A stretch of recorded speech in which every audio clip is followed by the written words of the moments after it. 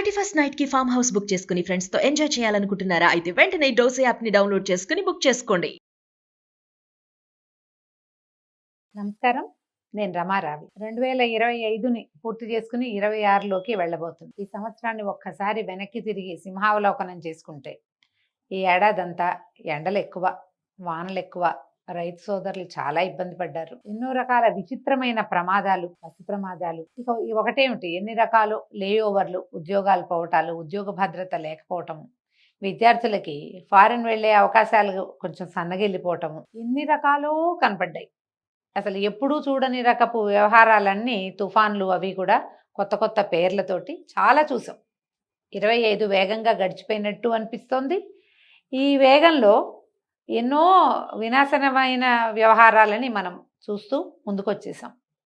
అయితే వచ్చే సంవత్సరం ఎట్లా ఉంటుంది అనేది ఎప్పుడు కూడా మనకి ప్రశ్నగానే ఉంటుంది. ఈ 20 డిసెంబర్ రాగానే 10-15 రోజులు గడవగానే నెక్స్ట్ ఇయర్ ఎట్లా ఉంది అనేది చెప్పడానికి ఎన్ని రకాల ప్రాఫెసీలు వస్తాయో, ఎంతమంది ఎన్ని రకాలు చెప్తారో, సోషల్ మీడియా అంతా అదే జరుగుతూ ఉంటుంది.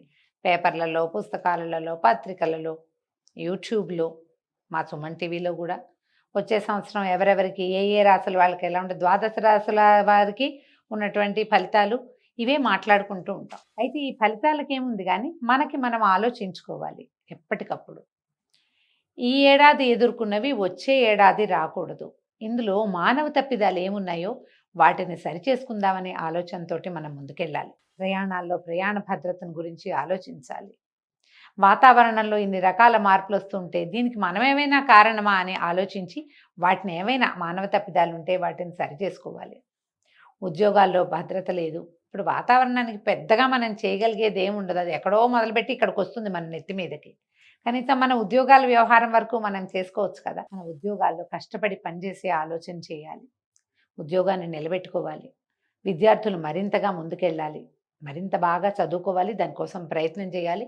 విదేశీ వ్యవహారాలు కాకపోతే స్వదేశీ వ్యవహారంలో అయినా మనం సక్సెస్ అవ్వాలి. మన దేశ ప్రగతికి మనమే కారణం అవుతామని ఆలోచించుకుని అదేదో రాకపోతే టెన్షన్ పడి బాధపడకుండా ఇక్కడ ఉన్న అవకాశాలన్నింటినీ కూడా కైవసం చేసుకోవడానికి విద్యార్థులు ప్రయత్నం చేయాలి. ఈ సంవత్సరం అంతా ఎలా ఉంటుంది అనే ఆలోచన కాకుండా ప్రతిరోజుని మన రోజుగా చేసేటువంటి ఆలోచన కనుక చేస్తే అంత ఇబ్బంది ఉండదేమోనని అనిపిస్తుంది. ఇప్పుడు ఈ సంవత్సరం చూసినటువంటి వానలు, వాటి వల్ల రైతులు పడిన ఇబ్బందులు, ప్రజలంతా పడిన ఇబ్బందులు, వాటిని తలుచుకుంటే వచ్చే సంవత్సరం మళ్ళీ ఇలాగే ఉంటే ఎలాగరా దేవుడా అనిపిస్తుంది. కానీ అట్లా ఆలోచించాం కదా.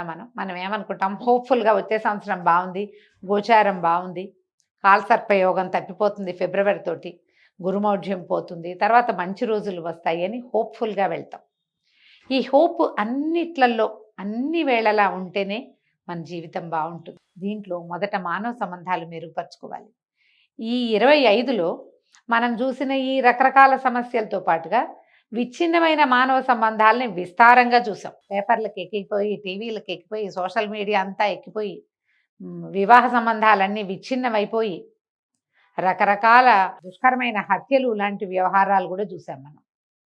వీటన్నిటికీ కారణం ఏంటండి? మనలో ఉన్నటువంటి మహత్వాకాంక్షలే కాదు, మనకే ఎంతసేపు ఉన్నది చాలదు, ఏదో కావాలని. ఇలా ఉంటే పనికిరాదు, ఏదో కావాలి. ఆ ఏదో వచ్చాక ఆ ఏదో ఉన్నవాడికి పాతదే కావాలి, లేదా ఇంకొకటి ఏదో కావాలి. ఈ ఆశకి హద్దెక్కడుంది? ఆశకి అంతెక్కడుంది?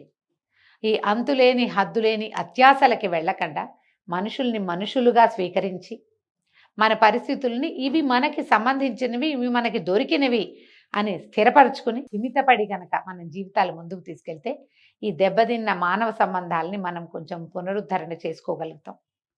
ఎప్పుడూ ఇతరులతోటి పోలిక పనికిరాదు, ఇతరులని సహించలేని తనము పనికిరాదు. ఈ రెండే మన ఈ సమస్యలకి కారణం. కనీసం వచ్చే సంవత్సరమైనా ఈ రకమైన ఆలోచన విధానాన్ని మానుకుని సరైన ఆలోచనతోటి ముందుకెళ్దామని మనం ఒక నిశ్చయం చేసుకోవాలి. ఎవరైనా మామూలుగా నేను అందరినీ అడుగుతుంటాను, ఏమిటి న్యూ ఇయర్ అది ఏం నిశ్చయించుకున్నారు, ఈ సంవత్సరం ఏం నిర్ణయం చేసుకున్నారు, వచ్చే సంవత్సరం ఏం చేయాలనుకుంటున్నారు అని నేను చాలామంది పిల్లల్ని అడుగుతాను. నేను కూడా చెప్తుంటాను, ఈ సంవత్సరం ఇది చేయాలనుకుంటున్నాను. సరైన పని చేయాలని అనుకోండి, సరిగా ఉండాలనుకుందాం, మనుషులుగా ఉండాలని భావిద్దాం. ఈ నిర్ణయానికి కనుక మనం వస్తే మనుషులైతే సరిగ్గా ప్రవర్తిస్తారు, సరిగ్గా ఆలోచిస్తారు, ఈ రెండు ముఖ్యం కదా. ఈ రెండు రకాల ఆలోచనలతోటి మనం 26లోకి స్వచ్ఛమైన మనసులతోటి అడుగు పెడదాం. వారం రోజులకి 10 రోజులు వచ్చేసరికి న్యూ ఇయర్ వచ్చేస్తుంది. ఒక పార్టీ చేసుకోవటమే కాదు, ప్రతిరోజు పార్టీలాగా ఉండాలి, ప్రతిరోజు సంతోషంగా ఉండాలంటే ఏం చేయాలో ఆలోచించి పెట్టుకుంటే ఇవాల్టి నుంచి మనం వేసే అడుగు సంతోషకరమైన ఆరోగ్యకరమైన అడుగుగా పరిణమించడానికి అవకాశం ఉంది. ఆలోచించి ముందుకెళ్దాం. ఇందులో మనతో పాటు మన సమాజం, కుటుంబ సమాజం, మన స్నేహితులు, మనం ఉద్యోగంలో ఉంటే కనుక లేదా వ్యాపారంలో ఉంటే మన సంస్థలో మనతో పాటు పనిచేసేవాళ్ళు, మన కింద పనిచేసేవాళ్ళు, మనతో పని చేయించుకునేవాళ్ళు అందరూ కలిసికట్టుగా సంతోషంగా ఆనందంగా ధైర్యంగా ఒక మంచి సమాజాన్ని వైపుకి అడుగు వేద్దామని కనుక భావిస్తే ఈ వస్తున్నటువంటి సహజమైన వాటిని మనం ఎదుర్కోగలుగుతాం, అసహజమైన వాటిని మనం అసలు తీసేయగలుగుతాం. ఆలోచించి 26లోకి అడుగు పెట్టండి. రోజు ఆలోచిస్తుంటే మంచి ఆలోచనలే వస్తాయి. ఆలోచించండి. నమస్కారం.